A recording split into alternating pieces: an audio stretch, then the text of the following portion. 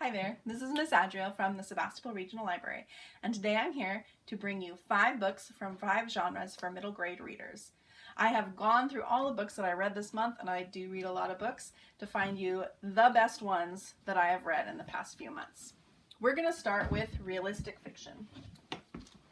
This book is called Ancestor Approved, and it is edited by Cynthia Letich Smith, and it is a series of short stories by lots of different authors, but all of the stories are focused on a single event, which is a powwow that is happening in Michigan.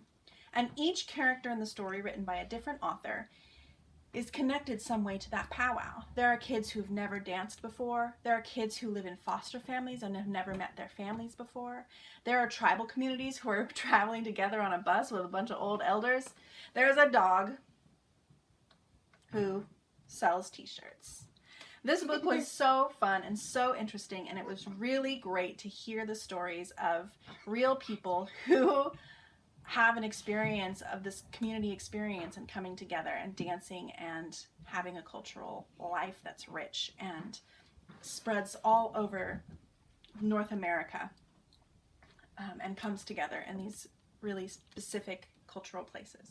I highly recommend this book. It's short stories, so it's really accessible for somebody who might get overwhelmed by long books, even though it is kind of a long book, but you can just take one at a time and go for it. Look at also this beautiful cover. This cover made me want to read it right away, and each story that I read just made me love it even more. Once again, this is Ancestor Approved, edited by Cynthia Letich Smith. You can find it at the library.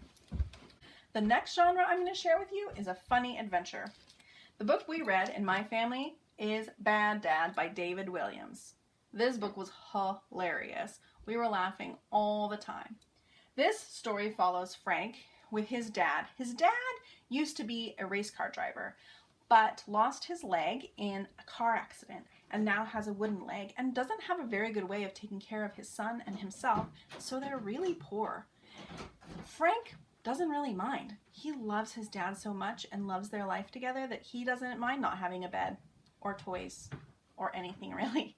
But his dad, I think, feels really bad and thus gets in trouble. As you can see from the cover, there's probably going to be a heist. A heist is when somebody's going to steal something. In this case, from a bank. Thus, all the money falling out. Here's the bad guys straight from the back. Mob guys, not to be messed with, but guess what? Bad Dad and Frank do mess with them, for better or for worse. There's really charming illustrations that make the book even funnier. I will tell you, we listened to this book on audiobook. We downloaded it from Overdrive, from our Libby app through the library with our library card. The audiobook was spectacular. The reader was really funny, and they had sound effects that made the book funnier and didn't overwhelm. We really loved the audiobook. I recommend both the written and the audiobook for Bad Dad by David Williams. This next book I put in the genre of friendship. It's realistic fiction, and most of the struggles in this story are around the friends that this kid Wes makes. This book is called Take Back the Clock, and it's by Chrystal D. Giles. Wes is a kid who lives in kind of a rundown community, but it's a community that he feels so great about. He loves where he lives, and he loves living next to his best friend. He loves knowing his neighbors. He feels like his neighborhood is such a part of his life and his identity. A lot of what he does on the weekends, which he doesn't always choose to do, is end up at protests with his parents and volunteering at local homeless shelters. His parents are very involved in their community, and they bring Wes along to everything. He would much rather be hanging out with his friends, playing video games, and building his sneaker collection. But he finds that when his community is in danger of being taken over by a huge corporation who wants to buy all the houses from the people there, and he realizes how much of a change that his community is going to undertake. I liked this book a lot. I felt really that the characters were very relatable. I liked the story of a family that is really invested in their community and willing to stand up for what they believe in.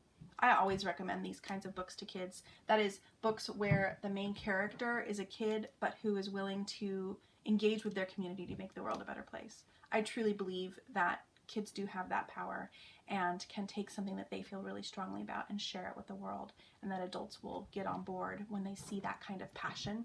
And I think that that really happens in this book. This book was a feel-good book, and I felt so good reading it, and I feel so good recommending it. I don't think I need to tell you to read graphic novels. I don't know very many kids who don't, but today I have 2 recommendations of graphic novels for you. The first is Katie the Castsitter by Colleen A.F. Venable and Stephanie Ewing. This book started out, I thought, like a normal book about a kid who needs to raise money for camp, and she does it by cat sitting. But I was quickly realized that this was a science fiction, fantastical world when I found out there were superheroes, and that the cats that she is sitting know how to hack computers. And my favorite, play with lasers, but not in the way we expected. Katie works really hard to do her job and also help her local superhero or villain. You'll have to read it to find out. Once again, this is Katie the Castsitter. My second graphic novel is a fantasy novel. This is a novel called Snapdragon by Kat Leyh. And here is our friend Snap. She is the main character for this book, and she has lost her beloved dog. And she is pretty sure that the witch has stolen it. Their town has a witch.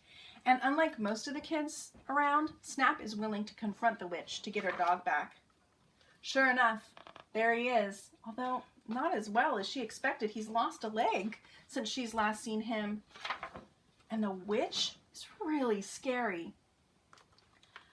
But when Snap finds some kids playing with a dead possum and realizes that it has babies, the first person she thinks of is the witch. And she brings those babies to the witch to see if the witch can help.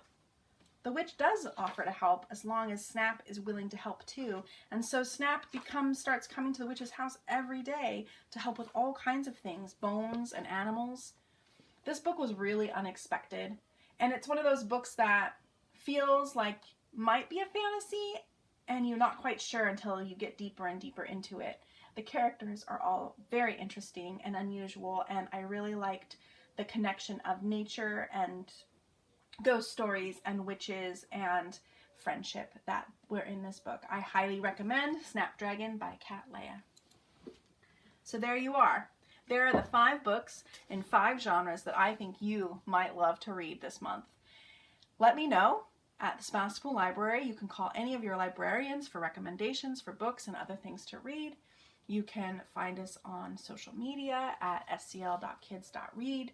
You can come to the library and pick up a bag of books. And we hope to see you soon. Have a great day.